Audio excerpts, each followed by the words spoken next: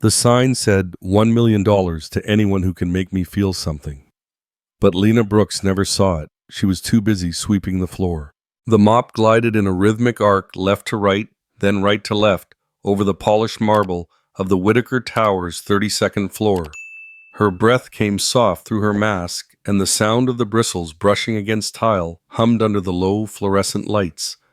A faint smell of lemon cleaner clung to her clothes. The city outside stretched into velvet night, the skyscrapers blinking like tired eyes. She didn't notice the blinking red light of the security camera nestled in the corner ceiling. But it noticed her. The camera in the corner blinked quietly, watching as Kindness walked in wearing scuffed sneakers and holding a mop. Lena's shift always started at 9:00 p.m. sharp. By then, most of the building was a ghost town. The only folks around were the overnight guards, a couple of freelance graphic designers on floor 14 who always left microwave popcorn in the break room, and the mysterious silent presence of Graham Whitaker on the top floor. Everyone else clocked out and disappeared into the buzz of Atlanta nightlife or the dull safety of suburban homes. But not Lena. "Evening, Mr. Floyd," she said, flashing a brief smile at the security guard in the lobby. He looked up from his crossword puzzle, pushing his reading glasses down his nose. "Evening, Miss Brooks. Watch your step, them elevators been acting like they moody tonight." She chuckled. "Aren't we all?" The service elevator groaned as it opened, and Lena stepped inside, careful not to let the bucket tip. She pressed the button for the 32nd floor, the highest floor of Whitaker Tower. She didn't know what kind of tech Graham Whitaker built up there, and she didn't care to. All she knew was that floor paid overtime, and she could use every dime of it. Tasha's field trip next month wasn't going to pay for itself. Up on the 32nd floor, behind a wall of glass and silence, Graham Whitaker sat alone, his chair angled toward the city skyline.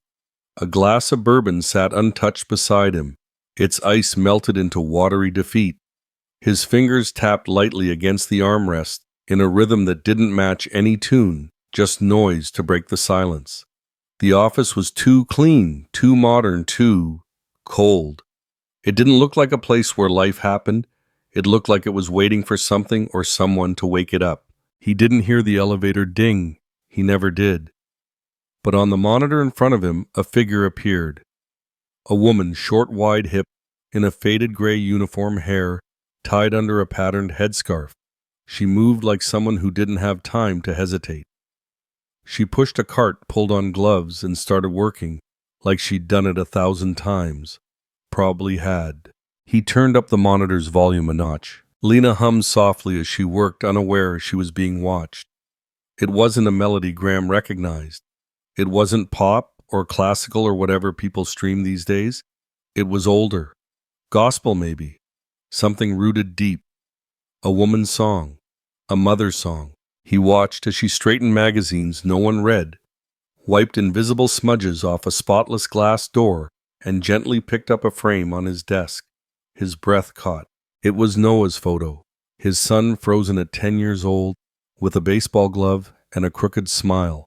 Lena didn't linger, just ran her rag gently over the glass and set it back exactly where it had been.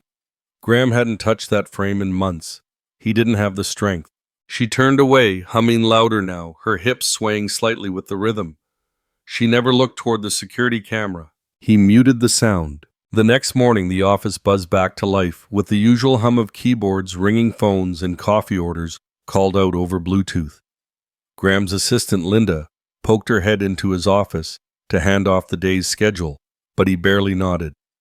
She paused when she saw the sign taped to the inside of his office door, facing out. Her lips parted. Mr. Whitaker?" He didn't look up from his laptop. "Did you put that there?" He kept typing. "Yes," Linda blinked. "It says, $1 million to anyone who can make me feel something." She let out a soft, disbelieving laugh.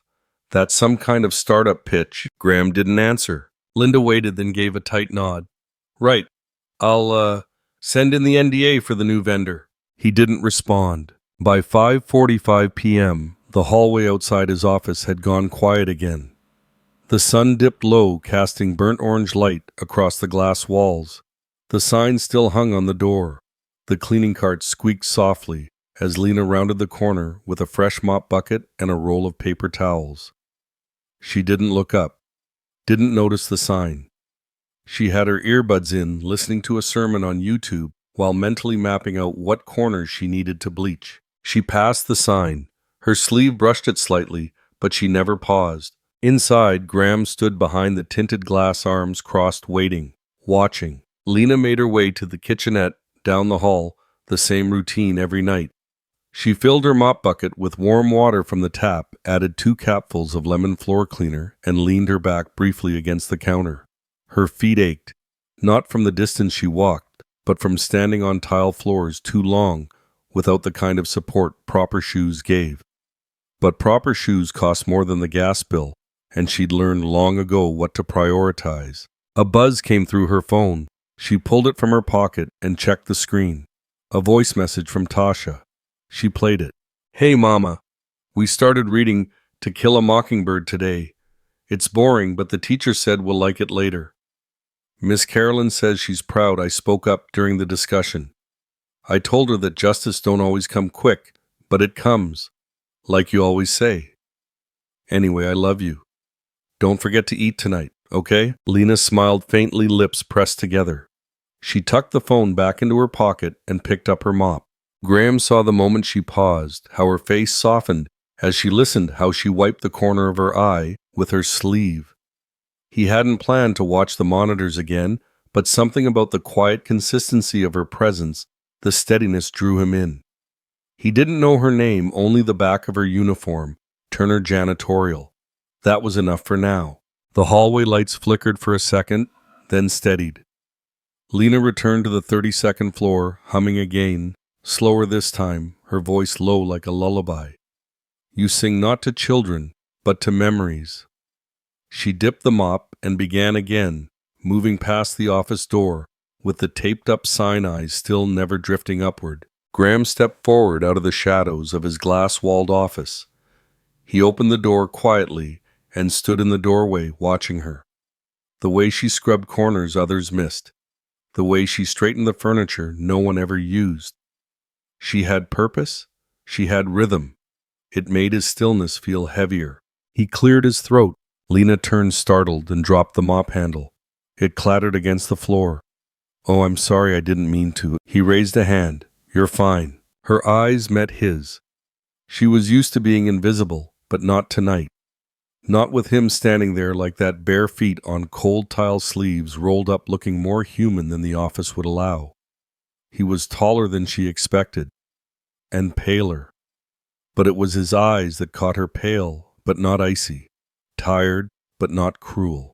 "I didn't know anyone was still here," she said, voice steady despite her surprise. "I live here now," he said, tone flat. Lena gave a polite smile, the kind you offer strangers who might be kind or might be dangerous, but either way aren't your business. "Okay, I'll stay out of your way." "You always do," he replied. She blinked, unsure what that meant, but didn't press. She bent to retrieve the mop handle and resume wiping the floor near the window. Graham didn't move. "You clean this floor every night?" he asked. She nodded without turning. "Yes, sir." "Do you always hum?" She chuckled softly. "Only when I'm trying not to think." He nodded slowly. "Does it work?" "Most times." The silence between them wasn't heavy. It sat lightly like mist, not fog. It could be cleared. But neither seemed ready to sweep it away just yet. He finally stepped back inside and closed the office door behind him. Lena continued her work. The mop glided again. She made sure not to leave streaks. A few minutes later, the office light flicked off behind her. The hallway dimmed as well. Night was claiming its own. She wrapped the mop head in a clean towel and tucked it into the cart. As she turned to leave, her eye caught something on the ground near the door she'd passed by so many times. A fallen paper. She bent down and picked it up. Just a note. Typed, printed on company letterhead. Not addressed to anyone in particular. $1 million to anyone who can make me feel something. She frowned. Checked both sides. No signature, no smiley face, no punchline. Strange, she muttered, folding it in half and slipping it onto the reception desk beside the forgotten candy bowl. Downstairs, she waved goodnight to Mr. Floyd again, who had dozed off in his chair. Outside, the wind had picked up. She wrapped her scarf tighter around her neck and walked toward the Marta station 2 blocks away. Back upstairs, Graham picked up the paper she'd moved. He studied the crease she'd left when she folded it. No smudge, no note written in reply. Just moved, then left behind. As if the words hadn't meant anything at all. That was the point, he thought. It was supposed to be impossible. He turned back toward the window city lights painting long shadows behind him. The next night came quickly. Atlanta's sky was bruised purple by the time Lena stepped off the train. Her jacket wasn't thick enough for the November chill, but she moved with purpose, steps swift, shoulders squared. Bills didn't care about the temperature. She clocked in, offered a quick "Evening, Mr. Floyd," and waited for the elevator to groan its way to the lobby. On the ride up, she leaned against the wall and closed her eyes briefly. The silence of the elevator felt sacred, like the pause between verses in a song you know by heart. When the bell chimed at the 32nd floor, she took a deep breath and stepped out. The hallway was just as she left it. Quiet, clean. But something had changed. The sign was back, this time taped higher on the door so it couldn't be missed. Same words, same bold font. $1 million to anyone who can make me feel something. She stopped mid-step. Her eyes stayed on the sign for a beat too long. Then, as if she remembered herself, she shook her head and moved on. Inside the office, Graham was already watching the monitors. His face didn't move, but his fingers drummed the desk in slow, restless patterns. He noticed the hesitation. A second longer than the night before. That was something. Lena started at the far end of the hallway, disinfecting light switches and door handles, always methodical. She worked as though the sign didn't exist. Graham leaned back in his chair, unscrewed the cap of a water bottle, and took a sip. He hadn't drunk bourbon in 3 days now. Not since the humming started. Not since she wiped the dust from Noah's photo. That simple moment haunted him in a quiet, unexplainable way. No one else ever touched that frame. Not even Linda. He'd made it known. But she hadn't asked permission. She'd just seen something that needed care and gave it. On the monitor, he watched Lena pull out a rag and spray bottle. She hummed again. It was a different tune tonight. Slower, almost mournful. Something about it made his chest tighten. She entered his office without knocking like always. Her eyes didn't meet his. They never did. He was just another room she had to clean. She moved to the bookshelf behind his desk, where books lined the shelves more for decoration than meaning. Titles on leadership economics, and the occasional memoir of a billionaire, with too many opinions and too little heart. Lena wiped each one carefully, not rushing. "You saw it tonight," Graham said. She paused, hand mid-air over a book. He waited. Finally, she answered, "Yes, sir." "What do you think?" She turned, eyebrow raised. "About what?" "The sign." She folded her cloth. "I think it sounds like a man in pain pretending it's a joke." The room fell silent. She didn't flinch, didn't apologize for the words, just set the cloth back on the cart. "Is it a joke?" she asked, still not looking at him. "No." "Then it's a cry for help," she said gently. "Which means it's none of my business." Graham stood, slowly, as if his limbs hadn't moved in hours. "I thought someone would laugh, or tear it down, or try to charm their way into the money." She shrugged. "Folks do strange things when they think pain comes with a price tag." He took a step forward. "You're not curious. I got enough on my plate, Mr. Whitaker. $1 million won't fix what's already broken in me." There it was. Honesty. Not wrapped in flattery, not softened with sugar. He studied her, then really looked. The tired curve of her shoulders, the firm set of her mouth, the hands that had scrubbed more baseboards than most people noticed. There was something solid in her, like stone warmed by the sun. Unpolished. Unshaken. She checked her watch. "I still have 2 more floors before midnight. You want this room vacuumed or left as is?" "Vacuumed," he replied automatically. She nodded and walked past him to the closet. Behind her, Graham stared at the sign on the door. It hadn't worked the way he'd intended. It didn't stir the chaos he thought he wanted. It just sat there, being seen. Finally, after she left that night, he didn't sleep. He lay on the office couch, watching the monitor until the screen dimmed into static. The next morning he arrived early. Too early. Linda wasn't even in yet. He made coffee himself badly and stood with his hand wrapped around the mug, waiting for the sun. When it finally spilled over Atlanta's skyline, golden and uninvited, he leaned his head back against the cold glass and whispered to no one. "She's either blind or the first person not trying to win," he mutters. And he keeps watching. She left an orange on his desk. Just one, peeled, neatly wrapped in a napkin. Graham froze when he saw it. Monday morning had begun. Like most others, the heavy elevator doors had opened. With a mechanical sigh, the hall had smelled faintly of lemon disinfectant, and his office lights blinked on without fanfare.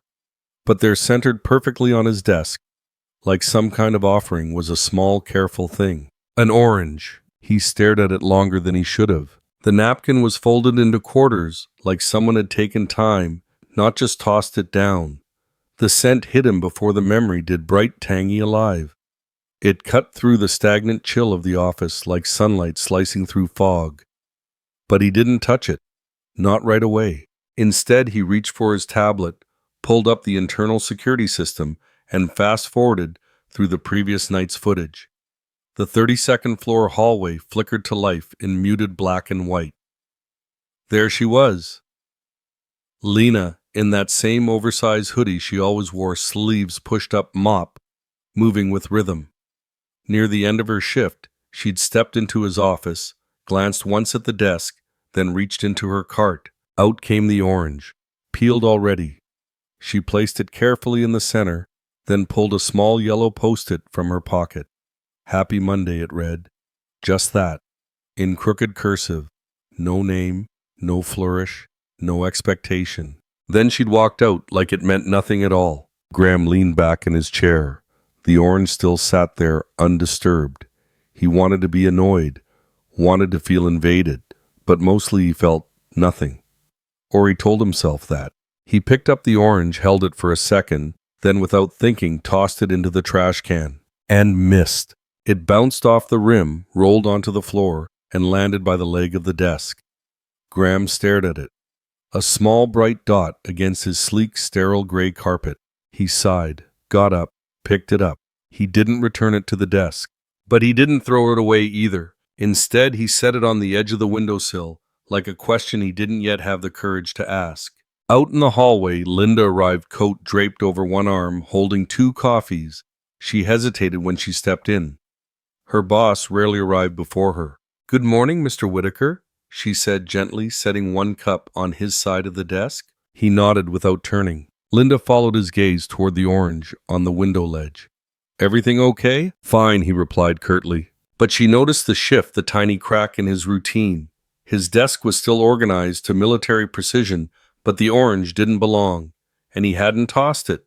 That she clocked. Downstairs in the lobby, Lena was clocking out. The scent of cinnamon candles mixed with the faint plastic tang of dollar store pumpkins now sitting in the front window. A canned food drive box had appeared overnight, already half filled. She passed it with a glance, then stepped outside into the morning air. A cold gust made her zip up the old HBCU alumni hoodie she wore her late brother's.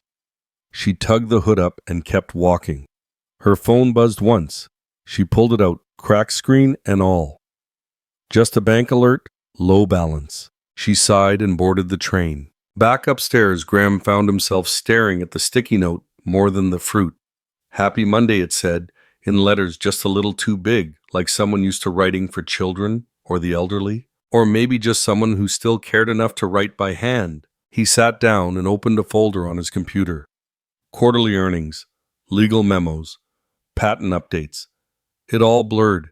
He tried to read, but his eyes kept drifting. Back to the orange, then to the monitor, and finally to the door. The sign was still there, taped just to the side, now not dead center. Fading at the corners, almost mocking in its quiet challenge. $1 million to anyone who can make me feel something. But Lena hadn't looked at it again, and somehow her orange had spoken more than any applicant or therapist ever had. By Tuesday morning, the orange was gone from the windowsill. Not eaten, just missing. Linda noticed it first. She paused at Graham's door, coffee in one hand, eyebrows slightly raised. Your friend didn't leave anything today. Graham looked up. Friend. She smiled sly.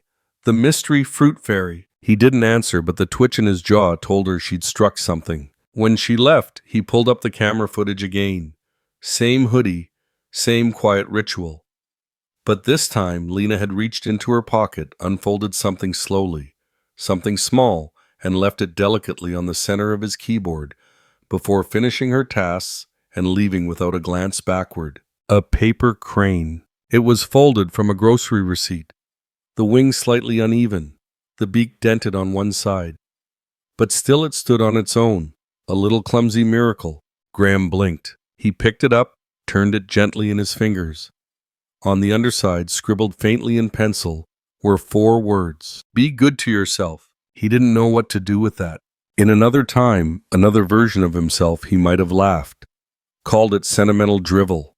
But today, in the hush of that sterile office, the note felt like it cracked open something rusted inside. He set the crane beside his keyboard.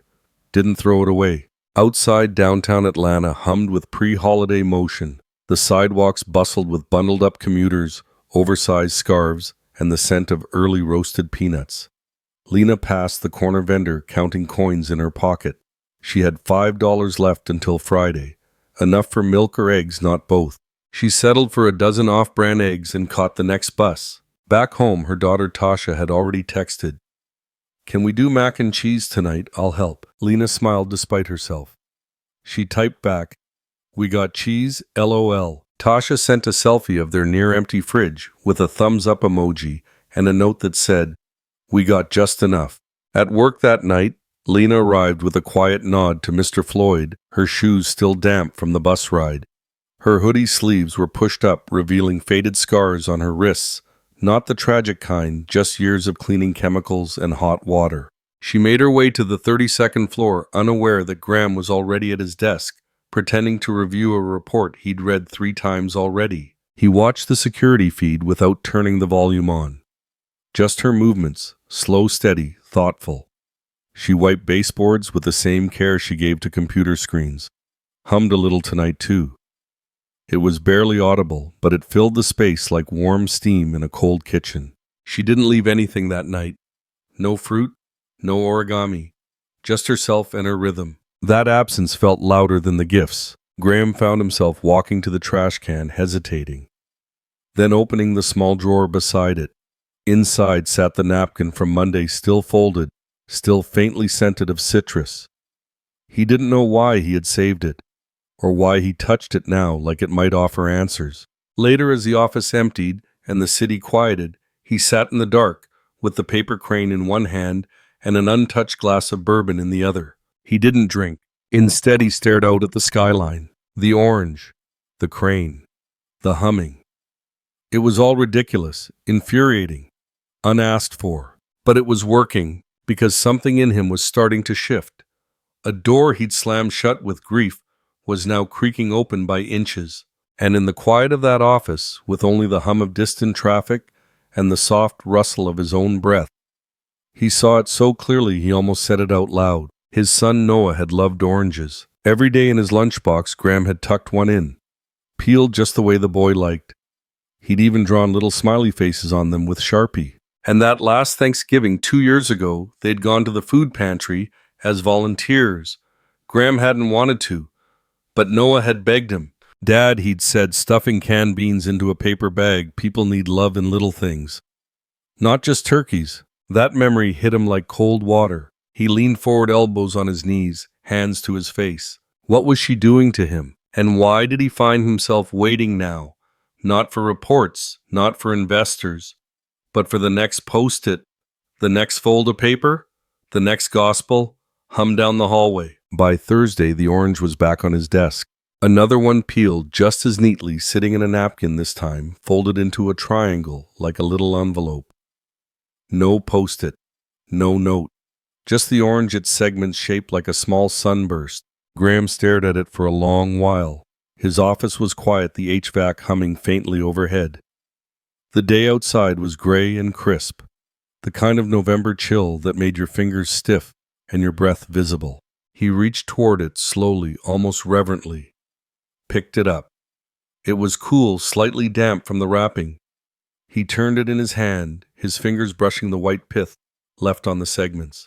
Then, without thinking, without analyzing, he pulled one piece apart and popped it into his mouth. The flavor was immediate.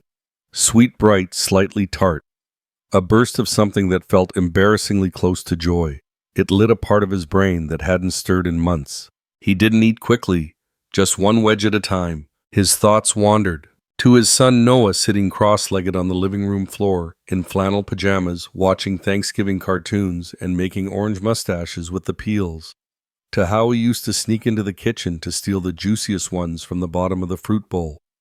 To the way he used to say, "Love you bigger than Georgia" before bed. That had been their last Thanksgiving together. After Noah died, Graham had stopped eating oranges, stopped going near that aisle in the grocery store, stopped buying fruit entirely. He had forgotten that. Until now, he leaned back in his chair, chewing slowly, staring at the faint outlines of the city skyline through the window. He didn't feel better. Not exactly, but he felt something. He finished the last wedge, wiped his hands with the same napkin she'd left, and set it gently beside the paper crane on his desk. Later that afternoon, Linda peeked in. "Need anything before I step out?" "No," he said, voice a little hoarse. She started to turn, then paused. "You seem lighter today." He didn't reply. She smiled. "It's the fruit fairy, isn't it?" He almost smiled, but it didn't quite reach his lips. "Maybe," he said. Linda raised her eyebrows, said nothing, and left him alone with his thoughts. That evening, Lena was heading out again. Her shift was over. Her hoodie zipped up to the chin, the cracked screen of her phone tucked in her back pocket. She didn't know about the orange. Didn't see Graham on the security feed watching her as she passed his door with her mop cart, humming something gentle and familiar. A spiritual her grandmother used to sing while folding laundry. "It is well with my soul." She didn't know she was the only one who had ignored the sign entirely. Didn't know her. Quiet acts, her folded notes, her humming her oranges had reached places that therapists and money hadn't touched. She just did what she always did. Cleaned, smiled at Mr. Floyd, walked out into the chill. In the office above, Graham sat in silence. No music, no bourbon, just the paper crane and an empty napkin on his desk. His fingers hovered over the keyboard. Then he opened the security system and rewound the footage. Again, watching her, studying her movements like they were code. He didn't know her story, didn't know her name, but she moved like someone who had learned how to make peace in small spaces. Someone who knew that kindness didn't need an audience. He reached for the mouse, hovered over the file labeled "Door Sign, Reward." His finger clicked. The digital prompt appeared. "Delete permanently." He hesitated only a moment, then clicked "Yes." The screen blinked.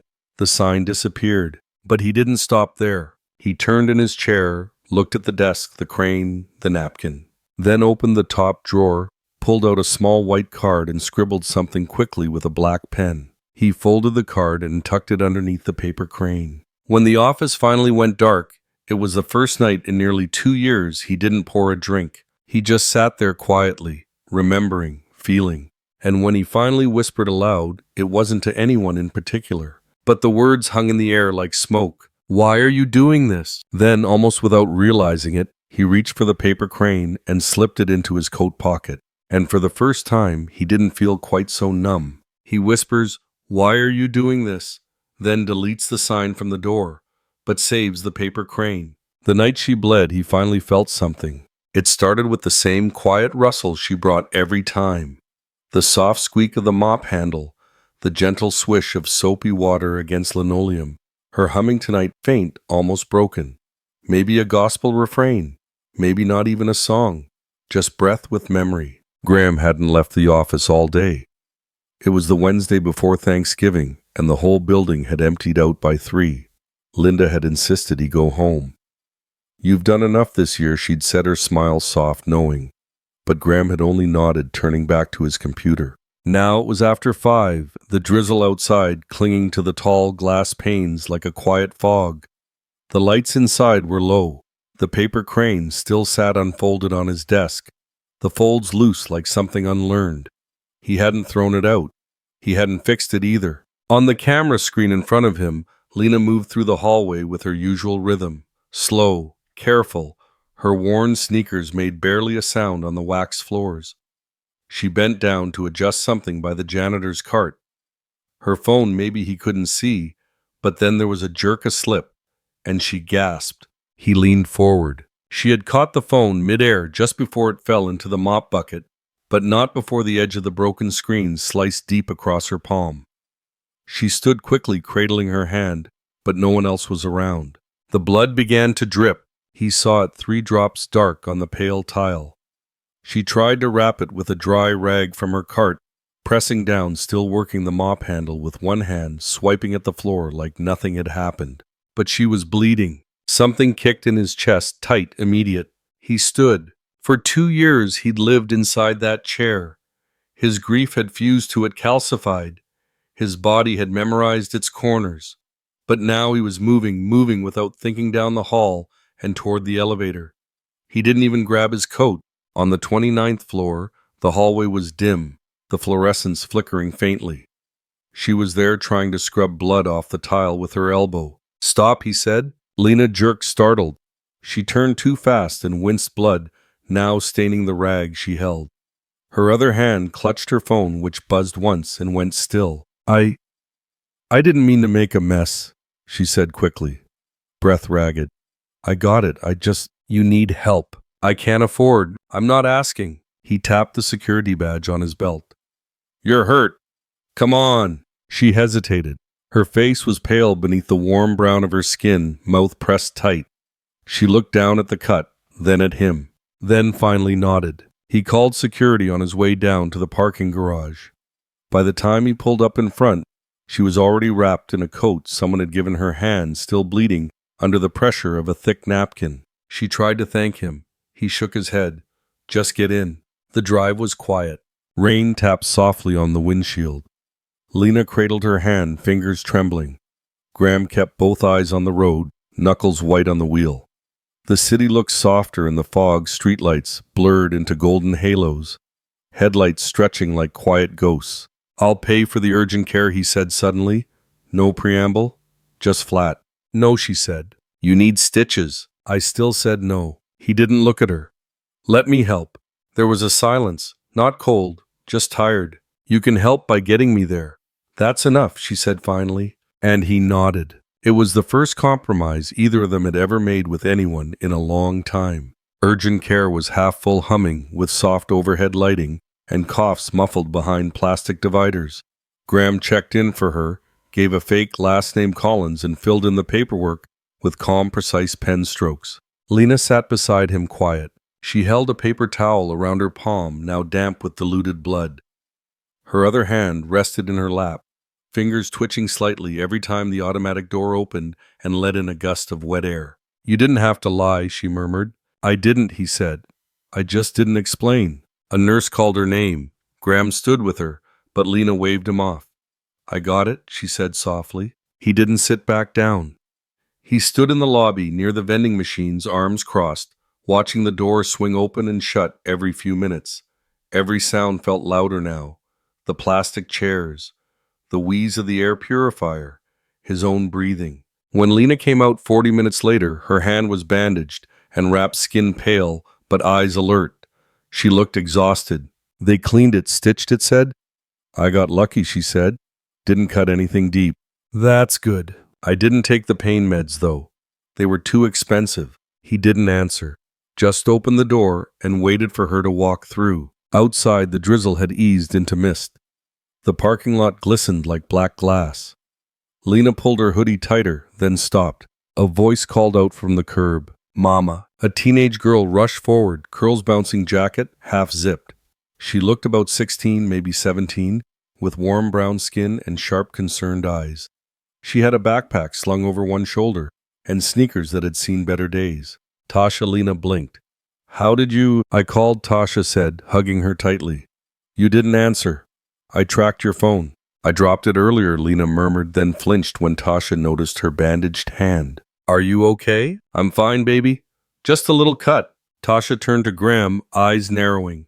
"You him?" "Depends on the him," Graham replied evenly. The one who helped, I guess. Tasha looked at him for a long second, then nodded once. Okay. Lena chuckled under her breath. She's a little protective, I can tell. Graham opened the car door for both of them, but Lena hesitated. I live just a few blocks from here, she said. We can walk. You're not walking in the rain with a bandaged hand, he said, not unkindly. Tasha looked between them, curious now, but not nosy, just watching. As they drove through the quiet streets of southeast Atlanta, Lena leaned her head against the window. Her breath fogged the glass in little bursts. Tasha sat in the back quiet at first, then asked, You eat yet? Not yet, Lena said. I made mac and cheese from scratch. That box kind. No, ma'am. Then I don't believe you. They both laughed, and Graham allowed himself to smile. He parked outside a modest brick apartment building with a flickering porch light. Lena turned to him before stepping out. Thank you, she said, simple and soft. He looked at her hand.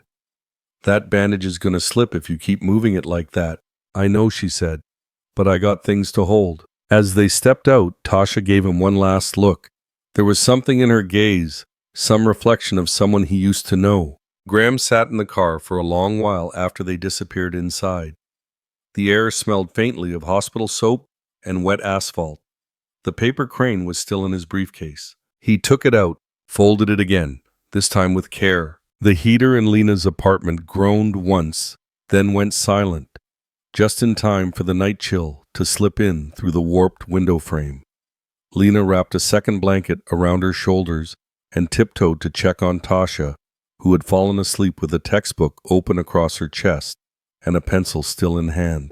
She turned off the overhead light, kissed her daughter's temple, then retreated to the living room. The single floor lamp flickered but stayed on. Its glow cast soft shadows across the small couch where Lena now sat, her bandaged hand resting on a microwave rice bag for warmth. She didn't cry. She rarely did. Instead, she exhaled the kind of breath women like her knew too well, the one that let the weight out without making noise, the one that folded years of tiredness into a single moment of silence. Then came the knock, soft, almost apologetic. One knock, then none. Lena opened the door and saw no one, only an envelope taped neatly at eye level. It wasn't in a mailbox or slipped under the door. It was there with intention where she couldn't miss it. She peeled it off carefully, her injured hand trembling slightly from the motion. Inside, a single check. She didn't need to turn it over. She saw the zeros before she even registered the name. No name, no memo, just a clean printed check. $1 million. Her breath caught. For a long moment, Lena didn't move. The apartment was quiet except for the slow drip of her leaky faucet and the faint hum of the fridge.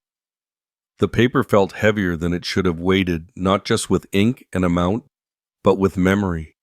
She thought about the orange, the paper crane, the ride to urgent care, the boy in Graham's photo frame. She thought about how kindness should never come with a price. Her grandmother's voice, always steady in her head, returned like gospel. If it ain't offered with an open hand, baby, it's not a gift, it's a transaction. And Lena didn't do transactions, not when it came to dignity. She walked over to the kitchen drawer, pulled out the scissors, held the check one last time. Then slowly, without trembling, without hesitation, tore it in half. The sound was soft but final, like the closing of a chapter. She didn't cry then either, but she did sleep better that night. And in the morning, as the city stirred with Thanksgiving preparations and the streets filled with the smell of pies and pine cones, Lena taped the two halves of the check onto the inside of her kitchen cabinet, right beside Tasha's childhood drawings and the electricity bill that still needed paying. She wasn't refusing help.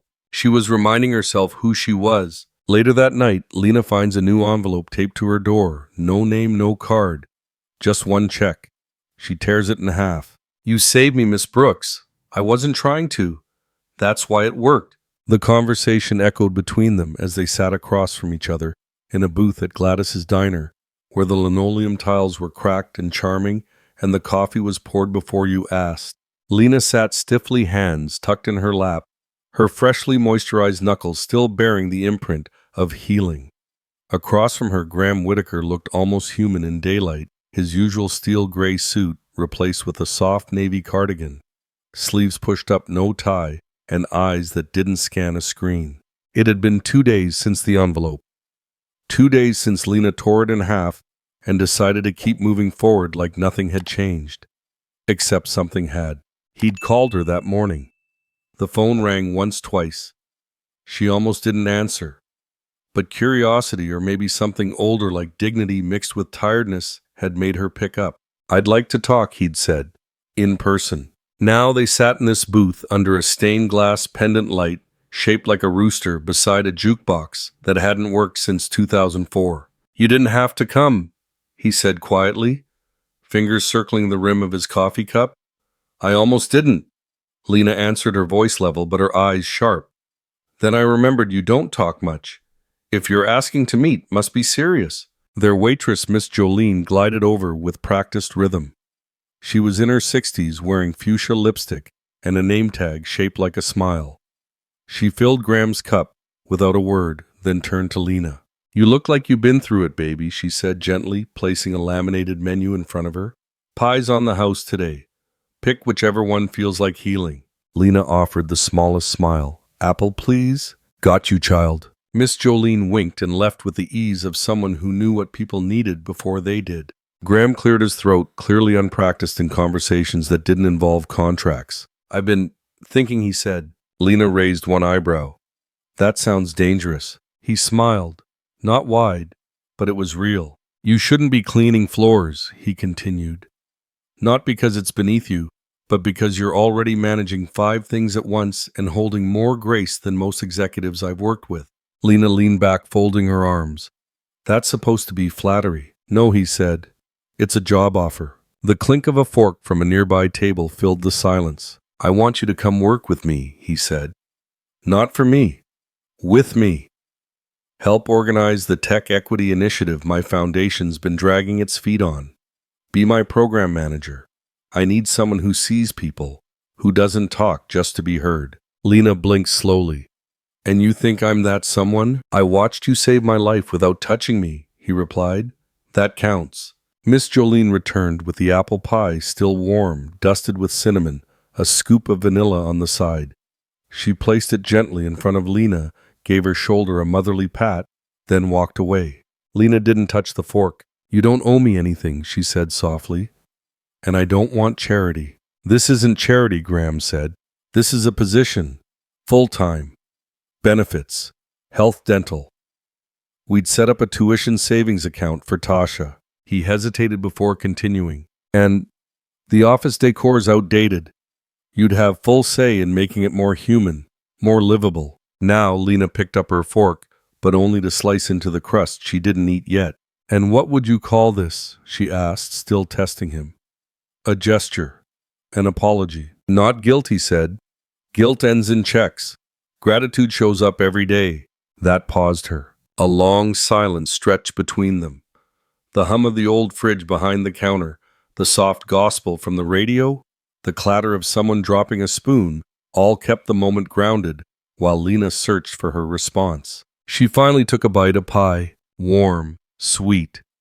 Not just cinnamon, but something more like brown sugar and memory. She chewed slowly, eyes still on him. "You practiced that line?" she asked, mouth half full. He smiled only barely. "No, but I meant it." Graham didn't rush her. He simply sat there, elbows on the table, watching her navigate the taste and weight of the moment. "I don't know what you think you saw," Lena finally said, setting her fork down neatly beside the plate. "But I'm not some angel. I mop floors and stretch grocery money and argue with my daughter about curfews. You don't owe me a life upgrade." "You're right," he said. "I don't." Her brows lifted slightly. "But I owe myself better choices," he continued, voice steady. "Hiring people who make things work instead of people who just make things look good. That's what this is." Lena glanced out the window. Outside, the late November sky was pale and cloudless sun, bouncing off discount banners and tired shoppers. The world kept spinning, grimy, bustling, ordinary. When she turned back, she saw something that made her pause. His hands, not clenched, not posed, just resting on the table, open, vulnerable. She'd seen those same hands clutch a steering wheel, tight when rushing her to urgent care. She'd seen them tremble ever so slightly when he held the Band-Aid box, unsure how to offer it. She'd never seen them like this, still honest. You said there's a savings plan for Tasha, she asked. He nodded. We'd contribute monthly. Your name on it. Hers too. No strings. No strings, she repeated, the doubt curling around her words. No performance metrics. No loyalty clauses. If you walk away, it goes with you. She leaned back, studying him, like someone trying to separate sincerity from habit. And what about your assistant? She asked. Linda. She'll be fine with this. She's retiring in 4 months, he said. She's already packing her mug collection. Lena exhaled, and for the first time that day, she laughed, a small, rough-edged sound that caught even her by surprise. You rich people and your mugs, she muttered. You'd be surprised how attached people get to office dishware, he said with a faint smile. Especially the chipped ones. The waitress returned with more coffee, sliding the pot toward Lena this time. You good child, she asked, voice like sweet tea on a porch. Lena nodded. Better than expected. Miss Jolene hummed knowingly. Just remember, don't let pride dress up as wisdom. You'll miss some mighty good blessings that way. Then she floated away, leaving behind warmth and the smell of fresh biscuits from the kitchen. Lena stirred cream into her coffee. Miss Jolene always like that? Only when she likes you, Graham replied. They sat in silence for another minute, the kind that didn't itch or ache. Just waited. Then Lena checked her watch. I should get back. Tasha's studying for midterms, and I promised her I'd make baked ziti tonight. Graham nodded, standing as she stood. They walked together toward the register. At the counter, Miss Jolene waved them off. Already taking care of baby. Just tip me with good news next time. Outside, the sidewalk buzzed with chatter and car horns. Graham's car was parked 2 blocks down, but he didn't offer to drive her. Lena didn't ask. They stood beneath a half-lit marquee advertising "Buy one, bless one" candle sets the late autumn light slanting golden across Lena's face. I'll think about it, she said. I figured you would, he replied. Then he did something he hadn't done since the day she walked into his life with a mop and gospel on her lips. He offered his hand. Not for a handshake, not for show, just open. Lena looked at it, then at him, and shook it. No more, no less. As she turned to leave, her shoulders loosened slightly. He watched her go, coat swaying stride, steady strength, quiet. The apartment was warmer now, thanks to the fixed heater, but Lena still wore her hoodie inside. Something about familiarity calmed her, like the weight of old cotton over skin held the world's noise at bay. Tasha was curled on the faded couch books, and highlighters spread around her like a nest. The girl looked up as her mother walked in, keys jingling, silence trailing behind her. You good? Tasha asked, straight to the point. Lena hung up her coat. Yeah. You sure? The teen pressed, sliding a sticky note out of her chemistry book and using it as a makeshift bookmark. Because you look like you've been thinking about 10 different futures at once. Lena gave a tired smile and sat beside her daughter. You ever feel like someone handed you a gift and you couldn't tell if it was a blessing or a test? All the time, Tasha said. It's called being 16 and black in AP chemistry. That earned a real laugh from Lena, sharp, short, honest. Lena reached over and gently moved a pile of textbooks off the cushion so she could sit closer. Her fingers grazed a worksheet filled with equations she couldn't decipher. It reminded her how much further Tasha was already going. He offered me a job, Lena said. Tasha blinked. Like, at the office? Full time. Desk job, real benefits, tuition savings account, the works. Tasha's face lit up for half a second, then sobered just as fast. Why, you look like someone died then. Lena stared ahead at the wall, where a cheap poster of a lighthouse had been tacked up years ago and never replaced. Because I'm not used to people offering me things with nothing attached.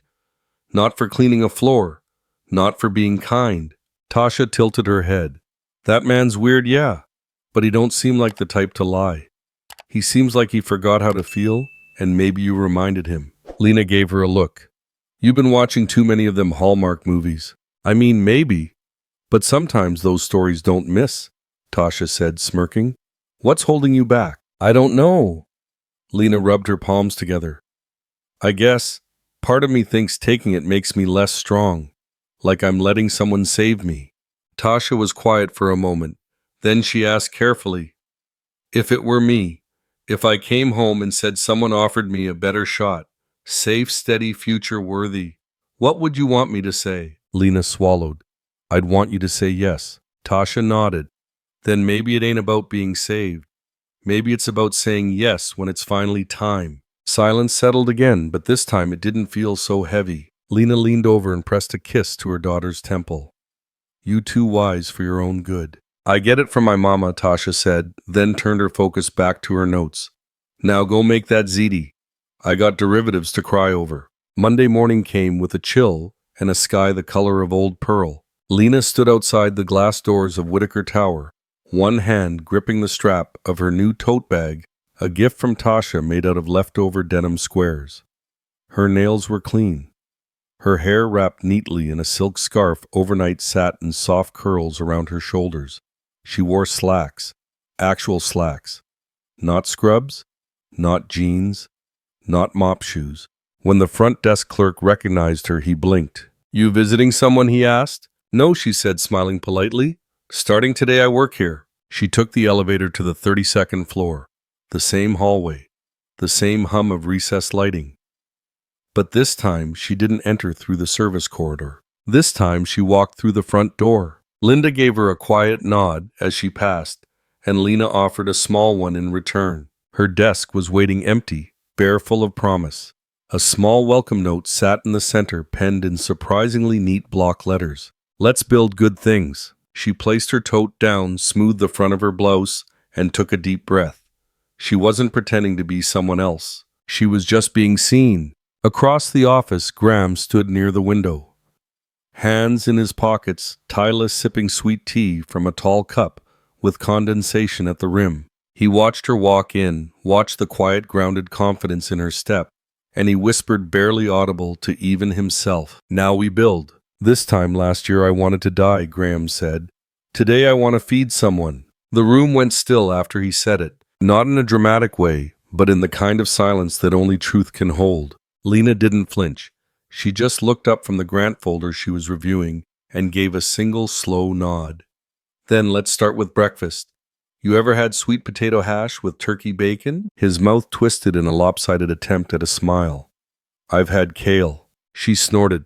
That's not food. That's punishment. They sat at opposite ends of the same long conference table, now repurposed for something better than quarterly reviews and impersonal agendas. The table bore scattered notes, foundation logo mock-ups, and a mug that said Strong Black Coffee. Stronger Black Women. A hand-drawn flyer tacked onto the bulletin board read Still Here Foundation. Grief is a journey.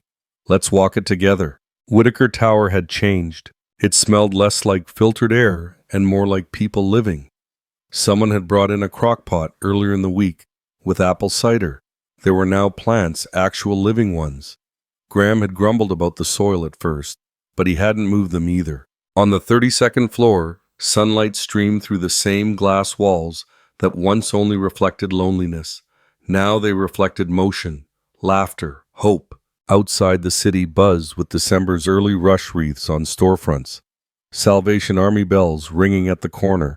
A saxophonist playing This Christmas by the MARTA entrance. Inside, Lena leaned back in her chair. So, the Still Here Foundation. What are we missing? A tagline, Graham said. You like taglines. She tapped a pen on her notepad, then said, Still here, still worthy. His gaze lingered on her face. That you, Tasha, Lena said. Printed it out, slid it under my coffee cup like a love note. She's sharp. She's her own weapon, Lena replied, and her own shield. Just then, a knock on the glass door interrupted them. A lanky 17-year-old with a crooked tie and shy energy poked his head in. Hi, I'm Malik. For the intern interview. Graham stood. Right, come on in. Malik stepped in cautiously, eyes scanning the room like someone unused to safety. He held a manila folder tight to his chest. His shoes were too big, his hands calloused, but his eyes were steady. Lena motioned toward the seat next to her.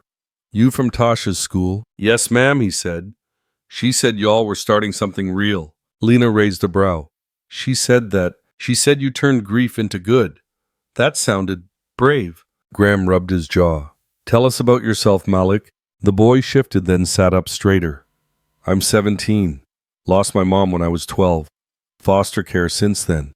but I got my eye on Georgia Tech, mechanical engineering. Why grief?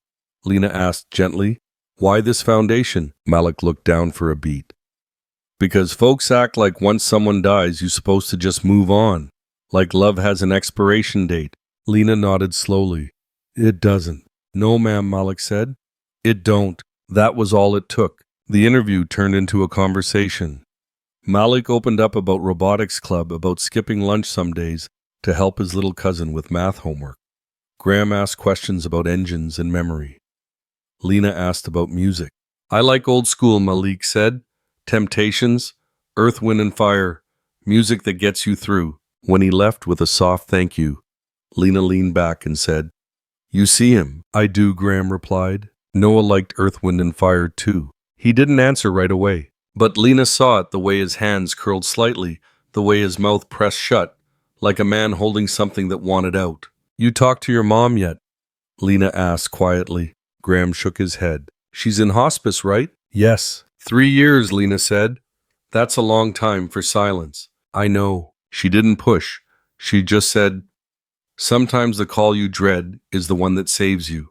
Graham didn't speak again until she turned her attention back to the grant files. Later that afternoon, when Lena went down to the break room, Graham sat alone in the conference room. He pulled out a drawer. Inside was the orange peel, still intact, curled inward, like it remembered something. And beside it, folded carefully, the paper crane. Graham's handwriting was stiff. He hadn't written anything by hand in years, and the pen felt foreign in his fingers.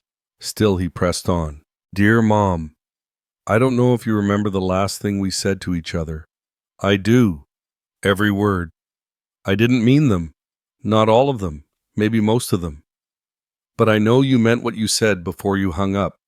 You're not broken, just bruised. He stopped and set the pen down. The words had come to him earlier that morning, quiet and unannounced, like most truths. He hadn't planned on writing to Eleanor.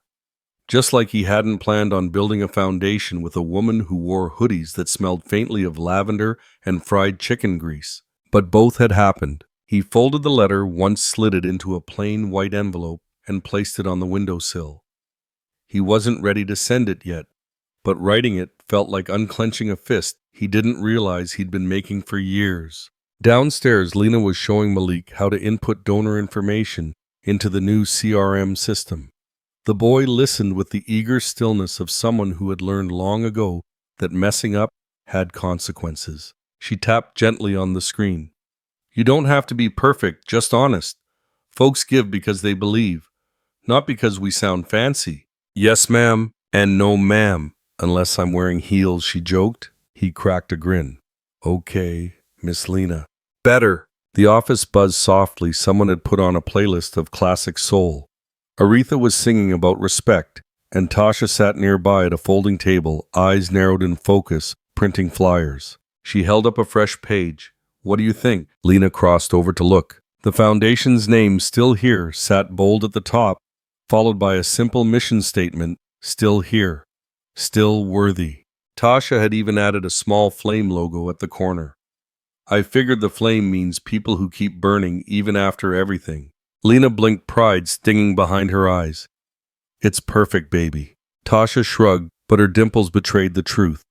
Malik helped with the color scheme. You got taste then, Lena said to him. Graham appeared in the doorway, holding a tray of paper cups. I brought hot cocoa. That's feeding someone, right? Lena looked amused. Depends.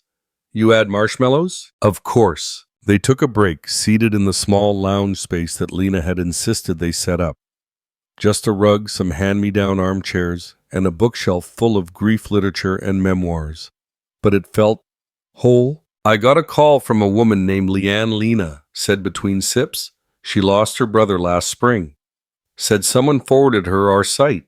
She cried when she read the page. Tasha beamed. We should make a forum. Like a place where people can just write things. Letters to their people.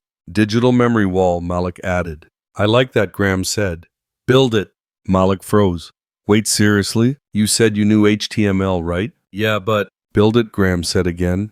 We'll review it together when you're done. The boy's face lit up like a storefront tree. Across the room, Lena leaned closer to Graham and whispered, You know you just made that boys' month. He shrugged. I just said what I wish someone had said to me at his age. She tilted her head. You're good at this. He glanced at the cocoa in his hands. No bourbon, no pity. Just trying. A comfortable silence settled between them. Later that evening, after Tasha and Malik had packed up and Lena was filing away donation receipts, Graham wandered into her office. The lights were dimmed, but a small desk lamp cast a golden glow over the room. He noticed new photos on her corkboard. Lena as a teenager in a graduation gown, a black and white image of her mother holding a baby, and Tasha on Halloween, dressed as a Supreme Court justice. You've been busy, he said. I had a life, she replied. Before this place. I'm glad you brought it with you. Lena looked up at him. You still holding that letter? Yeah. Still scared? He didn't answer right away. Then I'm tired of being afraid of people who once loved me. She nodded. Then call her. Not for you. For the part of her that deserves closure. He exhaled slow and ragged. Okay. And she didn't say more, because sometimes healing didn't need speeches, it just needed room. Lena stood in front of the tall corkboard they'd nicknamed the Wall, pinning up the final flyer with pushpins she bought from Dollar Tree. Each corner lined up, each page aligned. She took a step back and exhaled. A soft voice behind her asked, You ready? She turned. Graham was holding her phone. Tasha said to remind you to post the announcement online. She's already got the caption written. Lena smiled, taking the phone from his hand. The screen still had its crack running through the corner, like a fault line, something broken, but still working, just like her. She opened the app and scrolled to the post Tasha had drafted. Still here. Foundation. Opening grant. Applications today. We see you. We believe you. You are still here. You are still worthy. Grants up to $2,500 for families navigating grief loss and rebuilding. No essays. No perfect stories. Just heart. Still here, still worthy. Had grief.dem. End. Her thumb hovered. Then she pressed post. It was quiet at first. Just a blinking cursor. A confirmation checkmark. Then the notifications started trickling in likes, comments, messages. Graham sat on the armrest of the nearest chair watching her. She read a comment aloud. My sister passed last December. I've felt invisible ever since. Thank you. Another.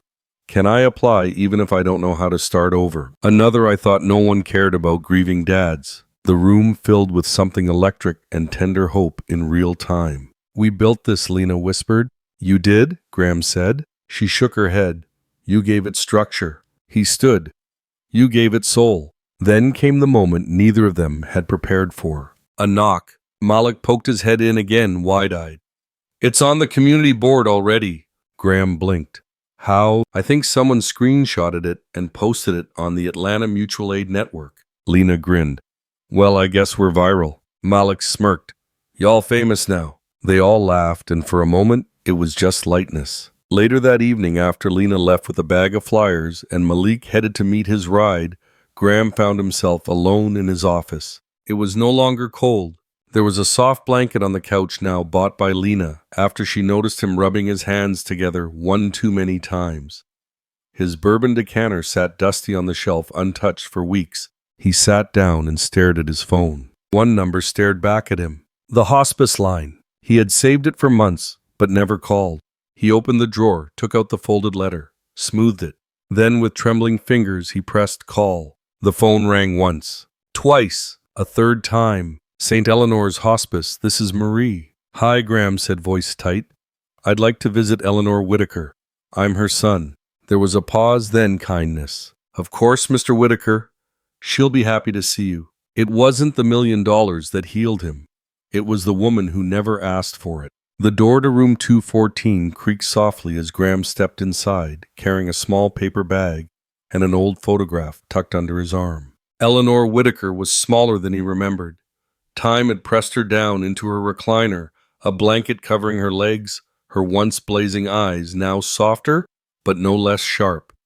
A gospel choir hummed quietly from the mounted TV in the corner, Hezekiah Walker singing every praise. She looked up slowly, and when their eyes met, there was a moment when everything that had ever been shouted between them simply quieted. She didn't cry, neither did he. Hi, Mama. Her lips twitched. You look tired, boy. He let out a breath that was almost a laugh. That tracks. He sat beside her, setting the photograph on her lap. It was an old one, Eleanor holding a curly-haired toddler on her hip. Graham with two missing teeth and a grin like sunlight. She touched it gently. I kept that photo. You must have stole this one from my dresser. I did. They didn't speak for a while after that. Graham took the small container out of the paper bag. Inside was a slice of sweet potato pie, Lena's still warm, the crust slightly crimped on the edges, imperfect and proud. He broke a piece with the plastic fork and offered it to her. She took it slowly, chewing as if she were deciding whether to forgive the past. Well, she said after swallowing, your taste finally matured. He smiled. I had help. The sunlight streamed through the narrow hospice window, casting faint gold across the linoleum floor. Graham leaned back, letting it hit his face. How's your heart? She asked after a pause. Beating. Not what I asked. He turned to look at her. Healing. Eleanor nodded once, and that was all. It was enough. As he left, she called after him. Next time, bring that pie and the woman who made it. He grinned. Yes, ma'am? The air outside the hospice was crisp and clean. Atlanta didn't get much of a winter, but today the chill felt just enough to be festive. Across the street, a volunteer in a Santa hat rang a Salvation Army bell while kids tugged at their parents' sleeves, pointing at a blow-up turkey bobbing in a neighbor's yard. Graham climbed into his truck and let the engine hum for a moment. Then he glanced at the passenger seat, where a frame rested gently, the first orange dried, but preserved, now nestled in a shadow box alongside the small paper crane. He drove slowly toward Lena's new apartment, the city unfolding around him. Storefronts glowing, people bustling with pans and pies, car radios playing Temptations' Christmas albums on repeat. He had brought cornbread, not store-bought, his own recipe. Or rather, his mother's taught back when things between them were simple and full of grease and love. He parked outside the modest brick complex, and before he reached the door, it opened. Malik stood there holding a casserole. You late, he said, teasing. Graham raised a brow. I brought carbs. I get a pass. Malik smirked. Fair. Inside, Lena's apartment buzzed with a warmth no thermostat could control. Tasha was in the kitchen, yelling good-natured instructions over the hum of an old Motown record spinning in the corner. Lena stepped out of the hallway, wiping her hands on a towel. She wore an apron that read, Bless this mess, and the scent of baked mac and cheese collards and roasted turkey followed her like perfume. You made it, she said softly. I did. She glanced at the shadow box he carried. That for the wall. Thought it'd fit in. She nodded. Right above the mission statement. He looked around the living room. It was nothing fancy, just a small couch, a second-hand dining table, and a stack of board games in the corner. But everything had been touched by care. I like what you've built here, he said. It's not mine, she replied. It's ours. In that moment, Graham didn't feel like a billionaire or a broken man. He felt welcome, and that he realized was worth more than any check he'd ever written. The dining table had no fine china, no matching chairs. One leg had a shim under it, an old paperback romance novel folded in half, but it didn't wobble. Everything held just enough. Lena lit the last candle, a cheap cinnamon-scented one from the corner store, and stepped back. All right now, she said, wiping her hands on her apron. Y'all better eat before it gets cold. Linda was the first to sit down. She hadn't been expected, but had shown up anyway, standing in the doorway, with a foil-wrapped dish and eyes that gave away more than her voice ever could. I brought cornbread, she said, then paused. Also, sorry for the crying in advance. Holidays, you know. Lena had just smiled and hugged her, not letting go, until Linda exhaled something she didn't even realize she'd been holding. Now she sat at the end of the table, quietly dabbing her eyes while pretending to check her phone. Malik slid into the chair next to Tasha, who grinned at him and mouthed, Don't eat all the rolls this time. Graham took the seat beside Lena. It was the first time he had ever done so in anyone's home without being invited. But she didn't have to say it. Her glance, her soft exhale said, You belong. The table held more than food. It held intention. Turkey roasted crisp stuffing with sage and bits of celery sweet potato pie with slightly uneven slices. Collards that had simmered long enough to whisper stories. cranberry sauce in the shape of the can it came from. Lena placed a steaming dish of mac and cheese at the center. "This one's got 4 cheeses," she said proudly. 4. Malik's eyes widened. "We rich today." Everyone laughed. Graham's shoulders dropped. He hadn't realized how high they'd been sitting. There were no speeches, no forced prayers, just the soft clatter of forks, the scrape of serving spoons, and the occasional that needed no translation. No. The Motown record spun gently in the background, "Ain't No Mountain High Enough," curling through the air like another guest at the table. After a while, Tasha stood and walked toward her small backpack. "Wait," she said. "I forgot something." She returned holding a flat manila envelope and handed it to Graham. He opened it slowly. Inside was a drawing. 4 hands, all different shades, all gently holding one another in a circle. His, Lena's, Tasha's, and a smaller one Noah's drawn from the only photo Tasha had ever seen. At the center, the words "Still Here." Graham couldn't speak. He just stared. "Tasha said I didn't know what else to get you, but I figured maybe this could go beside your boy's baseball." His throat tightened. Lena touched his elbow. She didn't speak either. She didn't have to. In this room, he wasn't a man with a past too heavy. He wasn't a man with too much money and too little joy. He was just another seat at a table where everyone had lost something and still came hungry. Later, as plates were cleared and leftovers packed with care, Lena picked up a Sharpie and walked to the large sheet of brown paper taped to the wall near the hallway. It was where she and Tasha wrote affirmations each week. Without asking for attention, she knelt and wrote 4 words in careful script. "This is what love built." The dishes were done. Malik had volunteered rolling up his sleeves like he'd done it 100 times. Linda helped dry, humming faintly, as if the silence were too fragile to break with anything louder. Tasha curled up in the corner armchair, her feet tucked beneath her. Flipping through an old family photo album Lena had pulled from storage. Every few pages she would giggle and nudge Lena, pointing out hairstyles and outfits best forgotten. The record player had long since gone quiet, but no one rushed to restart it. The room had its own rhythm now. Graham stood near the window, gazing out at the street below. Lights twinkled from apartment balconies across the way, modest attempts at holiday cheer. A child's laughter echoed faintly from somewhere floating through the slightly cracked window, like a song meant just for him. He turned slowly and watched Lena as she wiped down the table, moving with the grace of someone who had always made space for others, even when no one made space for her. "Lena," he said softly. She looked up. "Yeah?" He hesitated, then reached into his coat pocket and pulled out a slim envelope, unmarked, unsealed. "I brought this," he said.